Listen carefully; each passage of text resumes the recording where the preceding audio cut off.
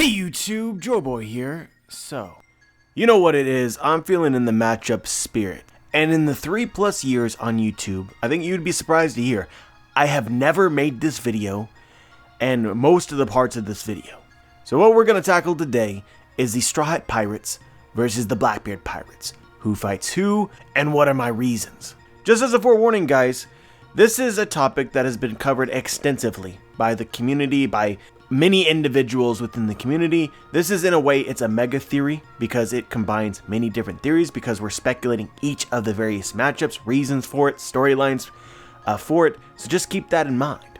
This is partially about bringing new things, but at the same time, it's an opportunity for me to discuss my opinion about, what is essentially a huge community topic. And this should go without saying, but you have to say it anyway, this is my opinion.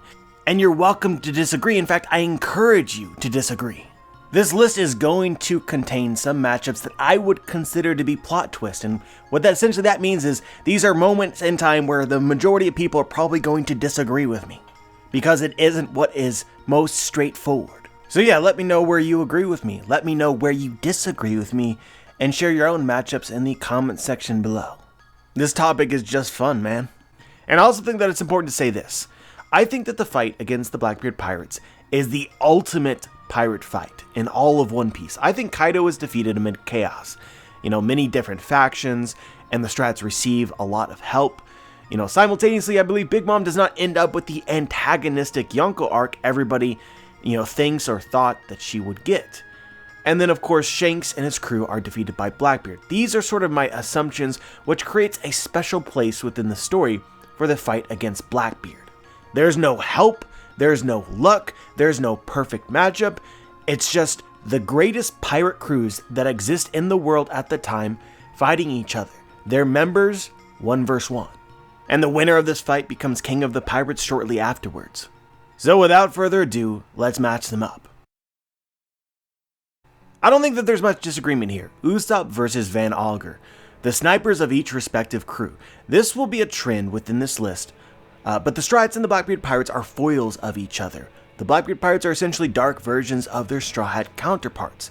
I think that you could make the argument that perhaps the Straw Hats will get matched up in more, say, interesting ways, where it's not like Usopp and Van Auger sniper versus sniper, but sniper versus some other different kind of fighter to create more diverse and interesting matchups. But I think that this is really the point, and what is going to be a major goal for Oda. It's to prove that each Straw Hat is the very best in their major fighting or crew role. And by the end, each is the strongest pirate in the world at each of their, jobs. For Usopp to truly become Soka King, or King of the Snipers, Sniper King, he must defeat his competition, which is Van Auger, who is the better sniper and the most fit marksman for the future King of the Pirates. I really don't think that there's too much to say here that isn't obvious. This is probably the most straightforward and imaginable fight among all of them. I think that Usopp and Van Auger will probably be shooting at each other literally from miles away. Obviously, Haki will matter quite a lot, and by this time Usopp needs fully developed observation Haki for sure, and possibly armament Haki as well in order to be able to defend himself. But I don't want to get too carried away with things that are unknown. At the very least, Usopp will have top-tier observation Haki by this point. The biggest twist here, and I'm not sure if you can call this a twist or not, is I personally believe that the Blackbeard Pirates will defeat Shanks and the red-haired pirates. And so in this way, it's possible Van Auger could be responsible for the defeat and the death of Usopp's father, Yasopp, a member of the red-haired pirates. This would add a lot of emotional weight to this fight. The other question that we have is what exactly will Van Auger's devil fruit be? We know that the Blackbeard Pirates are collecting devil fruits probably to give them to their members, and I suspect by the end of the story, all of the Blackbeard Pirates will have top tier amazing devil fruits that will mesh very well with whatever their powers or their fighting style is. So one way or another, Van Auger will get a fruit which will complement his sniper abilities, possibly the ultimate sniper devil fruit. And of course, Usopp will still win, avenging and surpassing his father, simultaneously becoming the Sniper King. So Shiryu versus Zoro, Battle of the Swordsmen. The community theory that I happen to agree with is that Mihawk loses the title of World's Strongest Swordsman either by dying due to some other circumstance, or more specifically being defeated specifically by Shiryu, who takes his title. One way or another, I think that Zoro can't walk into this fight as undisputed the world's strongest. At this point, he has not defeated Mihawk. I also don't think that he fights Mihawk after this. So for this fight to have the most significance, the winner becomes the world's strongest swordsman. If this happens just before or after Lafitte is found, the timing of Zoro finally accomplishing his dream couldn't be any more perfect. But yeah, this one is also pretty straightforward. For Zoro to win this fight, he needs that next level of haki, just as with pretty much, I think, every member of the Straw Hats. But I really do think that people underestimate the invisibility fruit that Shiryu now has, which we know can be used to make objects he touches also invisible. So he would fight completely invisible with invisible swords as well. This fight will tax Zoro's haki, which we know from Gear 4th Luffy is not an unlimited resource. Haki being responsible for the fact that most top tier fights in the world of One Piece become battles of attrition that last for days because of haki. When two people who are masters of haki fight against each other, they can essentially block any attack that the other person throws at them and or dodge it, essentially until you pass out or until you run out of haki or energy. Zoro in this case will constantly be fighting an opponent he cannot see with his eyes alone. Another constant in the story is that sword fights are the most explosive and in the quickest when somebody has an advantage. You can't take multiple large slashes, obviously, it just don't work that way. And you're absolutely punished if you are not ready or do not grow fast enough. This will be true of all of these fights, and it's kind of self-evident, but I'm going to say it anyway. At the start of this fight, every single member of the Blackbeard Pirates is going to be stronger than the Strats, and during the course of the battle, they must grow and surpass them. Some people match Shiryu with Sanji because it would be a fight of two invisible persons, but I think that Zoro's climactic pirate fight, in which he demonstrates his superiority as part of the future King of the Pirates crew, must be against somebody who is a master of the sword, which is this time, really, based on what we know, can only be Shiryu. Doc Q, Doctor of the Blackbeard Pirates, known by the epithet Death God or Shinigami, will fight the Doctor of the Straw Hat Pirates, Chopper. So unlike Usopp and Zoro, Chopper isn't fighting Doc Q to prove his strength in combat necessarily. And this will be an important fight for Chopper because Doc Q is his direct foil, a doctor who deals in death, a bastardization of the profession Chopper represents, and the values he holds most true and believes the most in. So like most of the members of the Blackbeard Pirates, we do not know too much about Doc Q. Really, the only significant moment he's had in the story is when he was first introduced in Jaya, handing out apples, some of which were explosive. The impression that I get, and many others as well, is that Doc Q deals in almost random and different kinds of death. And some even wonder if at this point in the story he might have already had a devil fruit. Because creating an explosive apple is not a normal thing, but it could also be that he just has a mastery of chemistry and just has that ability scientifically. In this fight, Chopper will have to prove his mastery of his Rumble Ball forms. Each form will be necessary at different times because Doc Q has an arsenal of different weapons that he would be using, and a lot of misdirection. But I believe for Chopper to know which form is the right one at whatever time, he will need to unlock some form of observation haki, either during this fight or beforehand. Simultaneously, I think Chopper must be ready to create medicines for the various sicknesses Doc Q throws at him. The unknown here obviously will be Doc Q's devil fruit, which I imagine, will turn him into some kind of poisonous or toxic opponent, but Oda is very creative and I don't really feel like speculating his specific devil fruit. But as we said before, it will match very well with his fighting style and turn him into what will seem to us at the time an almost unbeatable opponent. It's strange to me that this fight isn't more of a consensus, because I really think that it should be. Brook fights Lafitte. We know Lafitte is the navigator of the Blackbeard Pirates, but low-key I think he might also be the musician, and at the very least here he is seen tap dancing as he walks, and there's some intrigue about his powers. I think a detail often overlooked was in Marineford, Lafitte somehow hypnotized the Marines at the Gate of Justice to open up for the Blackbeard Pirates, and also, conveniently, it also helped the Straw Hat Pirates. We can see what appears to be sound lines hitting the Marine. I do wonder if this ability in some way involved Lafitte's use of sound or music. So this could be a battle in which Brook must also fight back using music, which we have seen in combination with his soul abilities. He can use his ability with his guitar. But here are the similarities, guys. Lafitte is tall, long, skinny, and white, just as Brook is. They both carry canes that I expect that they can use in battle against one another. Lafitte's cane may even be a cane sword just the same as Brook's. And even if it is not, Lafitte may have hockey, which he could coat his cane in order to fight, Brook's cane sword. We know that Lafitte uses abilities relating to stealth. He was able to sneak into Mary Joie. He was also able to sneak into Marineford in order to hypnotize the Marines stationed at the gates. This is also typically Brook's role on the Straw Hat crew when he goes into his soul form. Additionally, just as a side note, I want to throw this out there, is we know that Lafitte was originally from the West Blue, which may have some relevance to Brook, who is also from the West Blue. Obviously, he's older, but you never know, Oda could find a connection.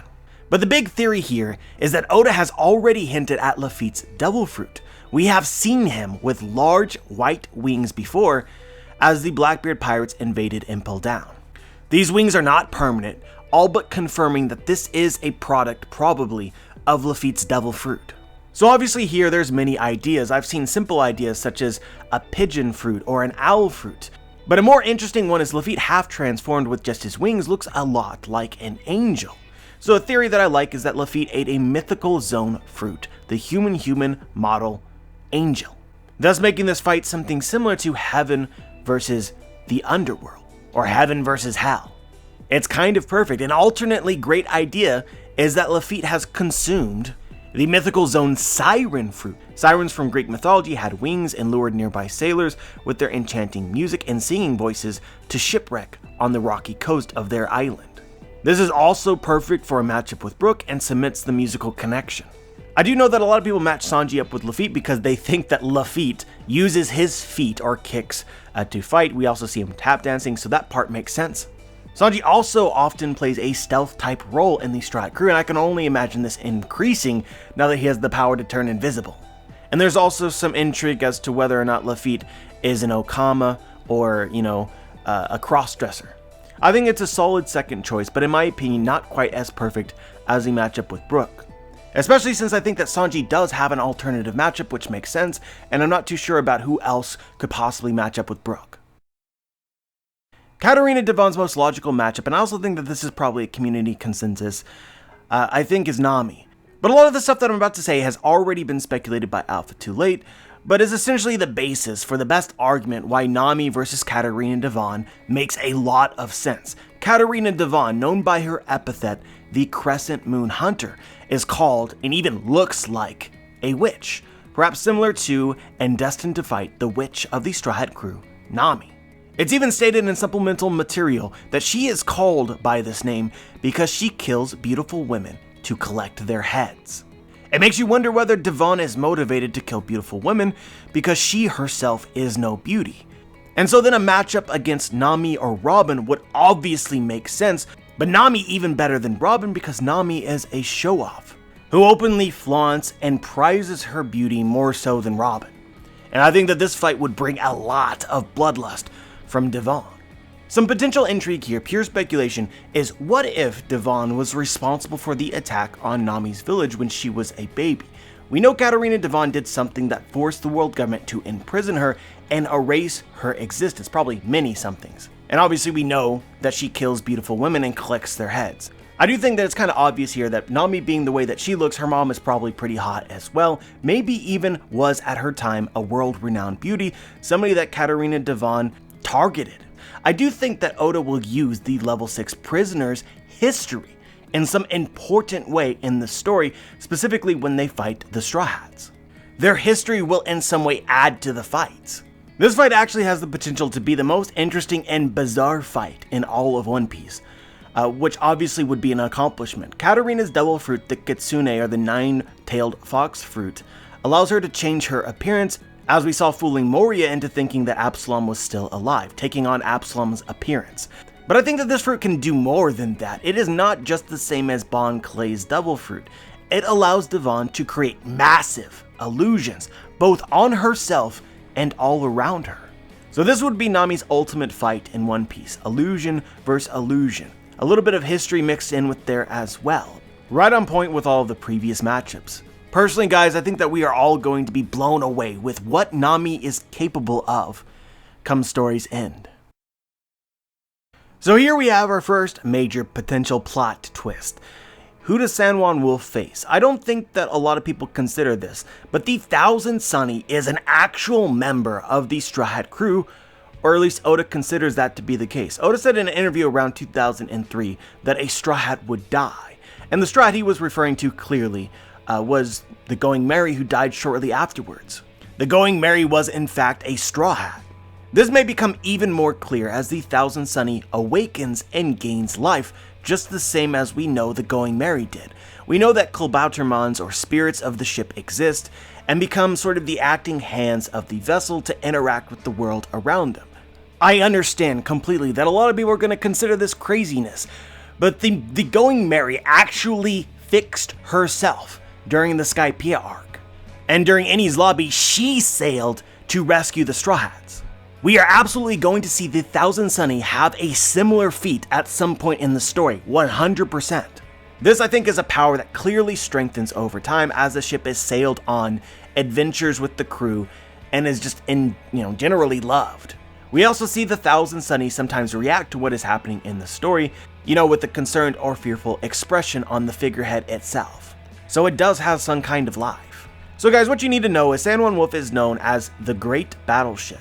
And I think that this name alone makes you wonder whether he is the main ship of the Blackbeard pirates. Obviously, they each have their own ship, and they borrow other ships as well. But when the crew all comes together, I think that they might ride on top of San Juan Wolf. So he is essentially their ship. It's pretty straightforward at this point, but I think that he will fight the Thousand Sunny to prove which ship is the best. And, I'm going to be 100% honest with you guys. I mean exactly what I said. I do think that it is possible that the Sunny itself fights by itself. Obviously, the problem here is the question itself. Can the Sunny actually fight independently at this time or at any time in the story? As I said, I think that it's possible. If not, then I think that the Thousand Sunny will be joined by Frankie as the person operating the ship, and this will technically become the only 2 versus 1 of this arc. The heart of Frankie's role within the Straw Hats has to do with his creations, the Battle of Frankies, and the Thousand Sunny. There's also a very popular theory that Frankie upgrades the Thousand Sunny to become more similar to the designs of the Pluton that he has somehow memorized. And just because I want to throw it out there, guys, it's possible that through this upgrade or those designs, which are stated to be crazy, that the Sunny is able to act on its own. He will want to prove that his ship is the very best a pirate could sail on. So then a fight of his ship versus the great battleship of the Blackbeard pirates makes a lot of sense. So here I'm going to hedge my bets just a little. If we are assuming that the Thousand Sunny can fight San Juan Wolf alone without the help of someone like Frankie, that would free Frankie up to fight another opponent, Jesus Burgess. I think that there's not really all that much that holds up this matchup aside from their fighting styles, which is almost perfect. Jesus Burgess' design is based on a luchador or a Mexican professional wrestler. We've already seen a fight that could be like this, Frankie vs. Senor Pink. And just in general, Frankie fights with a lot of wrestling or hand-to-hand combat type moves himself. But another thing I want to say here, a lot of people believe Burgess to be Blackbeard's vice captain and strongest crewmate because he is the captain of the first ship of Blackbeard's fleet. He is the first captain of the Titanic 10. But I don't think that this is the case. I think that the numbers are random. We could sit here and talk about all of the captains and their numbers and why I don't think that it makes sense. Like, for instance, Van Auger is captain of the 3rd ship. He'll fight Usopp. Is Usopp the 3rd strongest Straw Hat? No. I also think that Burgess power scaled himself against Sabo. He'll obviously be stronger in-game, of course, but to me he didn't represent as the vice of Blackbeard's crew, defeated easily by Sabo. Thus making a matchup with Frankie, I think, much more realistic, and Burgess power scaled more in the middle of Blackbeard's crew. What I think that you will notice though is that this fight lacks the gravitas of every matchup that we have speculated previously. And this is just because it's hard to determine what Burgess actually, stands for, what his in-game fight will be centered around both emotionally and thematically. So I do think that this gives us some wiggle room. So in the case that I'm wrong, if Frankie fights with the Sunny and not the Sunny by itself, this could open the door for a new Straw Hat, one who hasn't yet joined the crew, to have an opponent.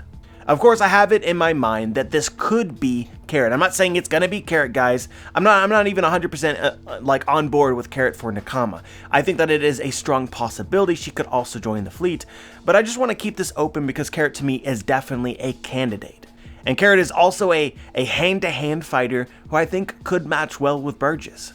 Like I said, I'm keeping my options open. Right now, one of the reasons I have difficulty speculating a new Nakama is that I have it in my mind that there will essentially be 1v1s against the Blackbeard Pirates across the board. And right now, the Blackbeard Pirates only have 11 members, including Blackbeard himself. And I assume one of those to be Aokiji, who I don't think in-game matches against the Straw Hats in their climactic fight. I don't think that Aokiji is loyal to the Blackbeard Pirates, even though he might have joined their crew. So Blackbeard may add new crew members. I think the Titanic 10 sounds really good, and if Aokiji is a member and they lose him, then he will be replaced. So I do think that I expect that Blackbeard will add a new member, and no, not Moria. But the strats are already 11 strong, including the Sunny, so the numbers that you're playing with here are very, very close. But I want to make myself clear here. My official prediction is Frankie versus Burgess. The Sunny fights alone, as crazy as that sounds. I do think Frankie matches with Burgess better than Carrot, and it could be the battle of, the Macho Man. Vasco Shot is one of the hardest matchups right now because so little is known about him, and, honestly, he has said very little. I think that the most likely matchup here, though, is Vasco Shot against Jimbei. The reason why this idea intrigues me is because Vasco Shot looks like he may be a fishman or a half fishman. And so again, borrowing from the wisdom of Alpha Too Late, who made several videos on Vasco Shot being a drunk, I would guess that he is a master of fishman karate or jujitsu and incorporates an ability to manipulate alcohol in addition to water.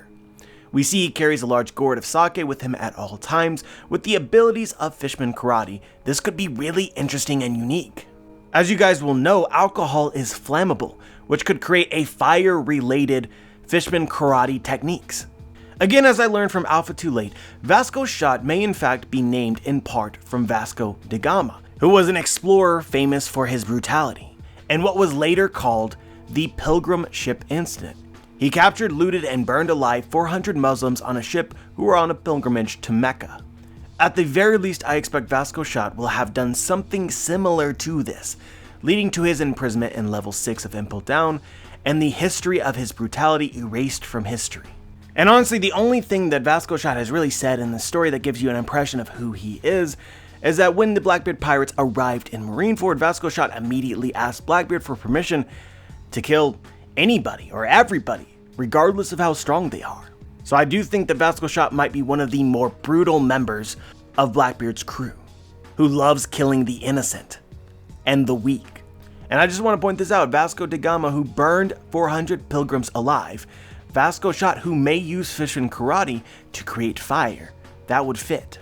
But the story Alpha Too Late made around Vasco Shot I think is really interesting and captivating. It's of course pure speculation because we don't know too much, but it's intriguing. We see Vasco wearing what appears to be a jester's hat, and Alpha speculates that Vasco was captured and sold as a slave to the Celestial Dragons, where he was forced to entertain the nobles as a jester. Somehow he was able to escape and then went on a path of vengeance against all of the humans that he encountered, or maybe just against everybody, committing innumerable and unspeakable crimes. Upon capturing him again, the government erased knowledge of him because the Celestial Dragons were in large part responsible for his creation. As we know, Jimbei dreams for a world in which the humans accept fishmen and vice versa. He also holds himself responsible for the creation of Arlong, who in turn created Hody Jones. For Jimbei, there would be a lot at stake with this fight, because if he lost, it's possible Vasco, would destroy his dreams with his ideology against humans, or just with his actions as a fishman. I just think that if Vasco Shot is a fishman, the winner of this fight becomes the poster boy of what the humans from across the world are going to think of fishmen. Vasco could also act as a foil of Fisher Tiger, Jimbei's hero. Fisher Tiger suffered the same fate, but despite that still fought and was wise enough to know that it was still better to treat humans equally, despite the fact that he hated them. And I think that there's also something fitting about Vasco shot using, fishman karate fire techniques against regular fishman karate water techniques that Jimbei would use. So to me, this is a very solid matchup, based on what we know right now. As a side note, a lot of people match Jimbei up with Jesus Burgess, just because perhaps that would be a good matchup fighting style-wise, but there's really no strong argument for it as of yet. Guys, this is another tough one because, big surprise, we know so very little. But a matchup that makes some sense on paper would be against Sanji. So before Sanji fans get upset, I think Pizarro may be one of the strongest members of the Blackbeard Pirates, even though we don't know much about him. And in fact, because we don't know much about him, I think that Pizarro is underestimated. But I think interestingly, in level 6 of Impel Down, he was the only prisoner, except for Shiryu, who was not wearing a prisoner outfit. Even in the prison, he didn't wear a prisoner outfit. That's just kind of weird. And I think that this hints at just how important and powerful he may be. But let's get back to Sanji. So here's the connection. Pizarro is known by his epithet, the Corrupt King, and is likely inspired, at least partially, by the explorer Francisco Pizarro, who, along with his family, was famous for conquering the Incan Empire in South America. So if Oda draws from his inspiration and what he was famous for, it's possible Pizarro conquered some ancient empire, or this idea will somehow be related to him and the plot that surrounds his story. In the world of One Piece, Avalo Pizarro was the corrupt king of a kingdom in the North Blue. Coincidentally, the North Blue, also the former home of Germa 66 and their empire long ago. Obviously, we don't know much, and that's true of many of these matchups. So you just kind of have to make something up or go, way down the rabbit hole, based on what little that we have. So what I wonder, guys, is whether the Pizarro family from the past, similar to his real-life counterpart, conquered the Germa Kingdom. The theory here, guys, is that the Germa Kingdom has been misrepresented by history. What we know about what happened in the past is lies. We know them today as a warmongering and violent kingdom, but in the past this couldn't have been farther from the truth. They united the North Blue not because of their military strength, or at least not solely because of their strength, but with their unparalleled kindness and leadership. However, shortly after uniting the North Blue, they were betrayed by their own member nations, or particular member nations of the North Blue, who were bought by the world government. These are real-life subversion tactics. The most skillfully handled war is the war that you never need to fight. Defeat your enemy from within. The Germa Kingdom was then defeated not because they were not strong enough, but because they were too kind to fight back against their own people. Guys, I'll include a link in the description for this theory. We're not going to go through all the evidences that I have, which have led me to sort of this idea, but I do think that it is highly substantiated and is definitely a theory worthy of your time. But of course, we're adding the Pizarro element to this theory, and so the family that was bought, that was most influential and turned against and ultimately was responsible for the defeat of the Germa Empire, was the royal family of Avalo, who remain, as of recent history, a corrupted family. Because of their dark and unjust past, Judge VINSMOKE harbors anger towards the world and the North Blue, becoming the very thing everyone believed the Germa always were, the propaganda that the world government created, which became the truth. However, in his son, Sanji, you can see the true lineage and mentality of a VINSMOKE. Sanji represents what they always were, before Judge VINSMOKE. And that is precisely the reason that Judge VINSMOKE was so consumed with the idea of removing emotion from his children, because he believed that that was the VINSMOKE's family's greatest weakness. But yeah, guys, I didn't want to explain this theory fully, but I wanted you to understand it because it's important for this potential matchup between Sanji and Avalo Pizarro. So this fight could be about Sanji and the VINSMOKE and their history. Here, Sanji will prove what being a king should actually mean, and how it is right to treat people. Obviously, Avalo Pizarro is not his family from the past that defeated the Germa Kingdom. But at the same time, he can represent them in much the same way that Sanji represents the VINSMOKE family, even though he isn't part of that empire of the past. He represents them today. And I think that the ideologies of that time are carried to present day as well, and this fight gains a lot of significance, both emotionally and thematically. But of course, we haven't even speculated on the actual matchup itself, and guys, I'm going to be honest with you, I don't know how Pizarro fights. I don't know what his devil fruit is or is going to be. These are things that, you could potentially speculate based on small details, but nothing really jumps out at me as like, yes, this is a great theory. So I'm not going to go down that road. I'm just making the leap, making the assumption that the matchup will work out right. And again, I'll be honest with you guys, of all the other things that I've seen matching up the Blackbeard Pirates with the Strats, Avalo Pizarro really, there's not much there. Nobody really knows. I've already said this, but let's say it again to make it truth. My personal opinion, guys, I don't think that, Aokiji is probably a member of the Blackbeard Pirates. I think that sort of makes sense based on what we know, but I don't think that he stays a member of the Blackbeard Pirates. He betrays them. We have a good grasp of his character, right? I don't think that he's just going to straight up join Blackbeard. And so when it comes to the final 1v1 fights against the Straw Hats, nobody is matched up against Aokiji. Probably. My 2 cents. I do not believe that Gecko Moria is going to join the Blackbeard Pirates permanently. However, I do think that he might team up with Blackbeard for the specific purpose of possibly getting a shot at Kaido. Alright, so perceptive viewers may have noticed. I forgot Robin. But no, I haven't. The vast majority, I believe Robin might fight San Juan Wolf because he's huge. Robin makes giant hands and feet and such. Many also believe she might actually be able to use her devil fruit to make a giant version of herself in the future. But I don't know how that would work with her clothing, but let's not go there. So from a matchup perspective, I think this would be interesting. The problem for me is that in every other respect, at this time, the matchup is kind of shallow. Robin versus, the possible ship of the Blackbeard Pirates doesn't make much sense. And certainly doesn't make as much sense as ship versus ship. It just doesn't. So what, Robin doesn't get a matchup? Well, maybe. Here's the thing, guys, and again, this is going to be heavy speculation, but, that's what we do. So here's the thing. Blackbeard's crew are called the Titanic 10. Yet we only know of 9 members, so that leaves 1 unknown. I've said I think that this could be Aokiji. I also think that at some point he could be replaced, meaning there is 1 future Blackbeard crew member we don't know at all, potentially. Try matching that up.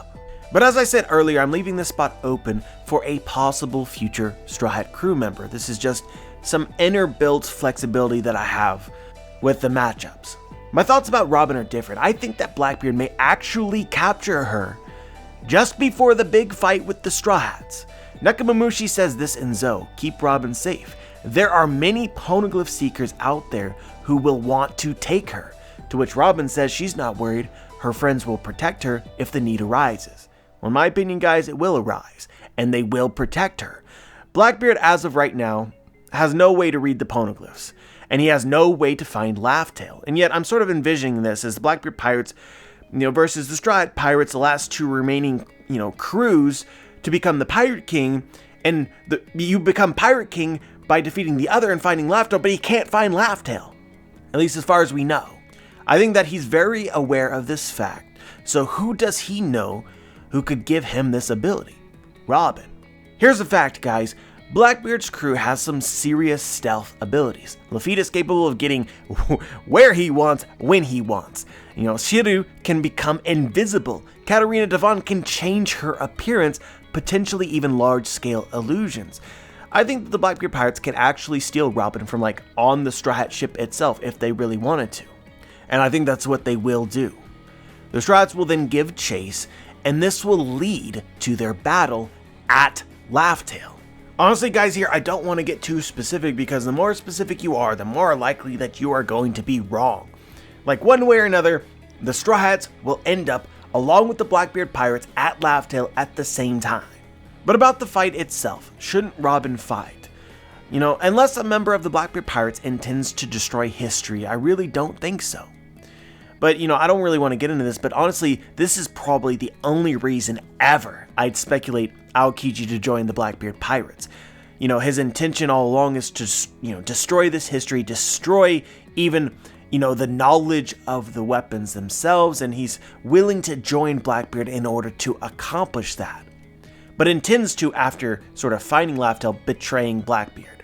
But even despite saying this, and this would make sense as Robin versus Aokiji with this sort of intention, I really don't see Robin fighting Aokiji. I don't think that even end of game, end of story, she's even close to Aokiji's level, or that fight would be fair. Don't hate the player, hate the game. I'm sorry. So I'm going to make that jump. We're going to go to the plot twist. Robin doesn't fight. Oda obviously could get really creative here. But in between all of the intense battles, every few chapters, Robin could instead be looking for Lafitte, or hinting at the contents of the poneglyphs, or the Rio poneglyph. I think that this would be a nice change of pace within what is likely going to be very densely packed action. It might honestly be necessary. But my actual headcanon, guys, just so you know, which take with a grain of salt obviously, is that Momonosuke actually joins the Straw Hat crew as a cabin boy. He also doesn't want to fight anyone. Instead, his task is to find and free Robin while everybody else is fighting. I think that this could actually be a big time moment for Momo. And after finding her, Robin trusts them to win their battles and moves forward with Momo to find Lafitte and discover the secrets. This could totally be wrong, but at the same time I like it, so that's why we're saying it. Oda makes a point time and again to separate Robin from the battle. She does get battles, but not too often. And so I think that he may do so again here. This again is just another way I've potentially freed space for different battles, added Nakama, and circumvented community assumptions. It's a twist, alright? And we know Oda is down for that when he can. But as always, you're welcome to disagree. Ain't nothing here facts. From me or anybody else.